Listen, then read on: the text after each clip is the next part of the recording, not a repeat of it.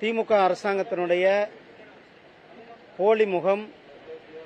திமுக அரசாங்கம் திருப்பரங்குன்றத்தில் நடத்திய நாடகம் அல்லது திமுக அரசாங்கம் பக்தர்கள் மேல நடத்திய தாக்குதல்லாம் நேற்றைக்கு வெளிப்பட்டிருக்கிறது. மாண்புமிகு மதுரை உயர்நீதிமன்றத்தினுடைய டிவிஷன் பெஞ்ச் நேற்றைக்கு அங்கு கார்த்திகை தீபம் ஏற்ற வேண்டும் என்ற மரியாதைக்குரிய திரு சுவாமிநாதன் ஜட்ஜ் அவர்களுடைய தீர்ப்பை உறுதி செய்திருக்கிறார்கள். அந்த தீர்ப்பில் குறிப்பிட்டிருக்கும் பொழுது அவர்கள் சொன்ன விஷயத்தையும் நாம் கவனிக்க வேண்டியிருக்கிறது. திமுக அரசாங்கம், இந்த மாவட்ட நிர்வாகம் ஒழுங்காக செயல்பட்டிருந்தால் இந்த பிரச்சனையே வந்திருக்காது. அவர்கள் இரட்டை நிலைப்பாடு எடுத்தார்கள். அவர்கள் சொல்வதொன்று செயலில் ஒன்றாக இருந்தது. உங்களுக்கு தெரியும் அந்த நடந்த சம்பவங்கள் எல்லாமே கூட. அதாவது கிட்டத்தட்ட 50-60 வருடத்திற்கு மேல பக்தர்கள் தொடர்ந்து ஒவ்வொரு ஆண்டும் கூட கார்த்திகை தீபத்தில் தீபம் ஏற்ற வேண்டும் என்று போராடி கொண்டிருக்கிறார்கள்.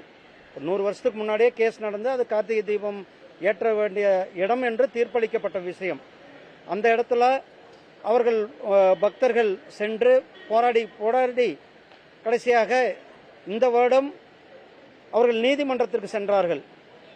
மாண்புமிகு சென்னை உயர்நீதிமன்றத்தினுடைய மதுரை கிளை நீதியரசர் திரு ஜி.ஆர். சுவாமிநாதன் அவர்கள் ஒரு வரலாற்று சிறப்புமிக்க தீர்ப்பை கொடுத்தார்கள். அந்த தீர்ப்பில் பக்தர்களுக்கு உரிமை இருக்கிறது, பக்தர்கள் அங்கு சென்று சாமி கும்பிட வேண்டும் அல்லது கார்த்திகை தீபம் ஏற்றுவதற்கு அனைத்து உரிமையும் இருக்கிறது என்பதை வலியுறுத்தினார்கள்.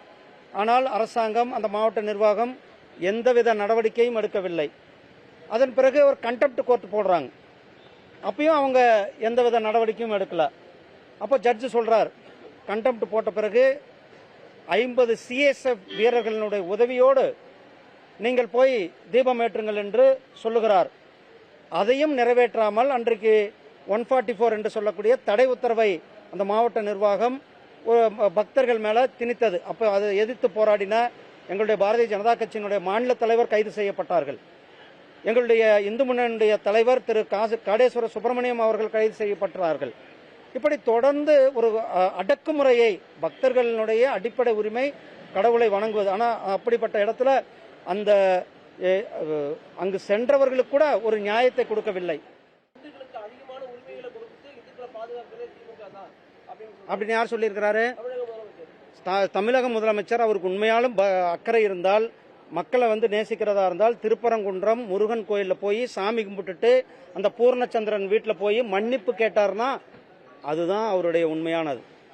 ஸ்டாலின் அவர்கள் திருப்பரங்குன்றம் போய் முருகன்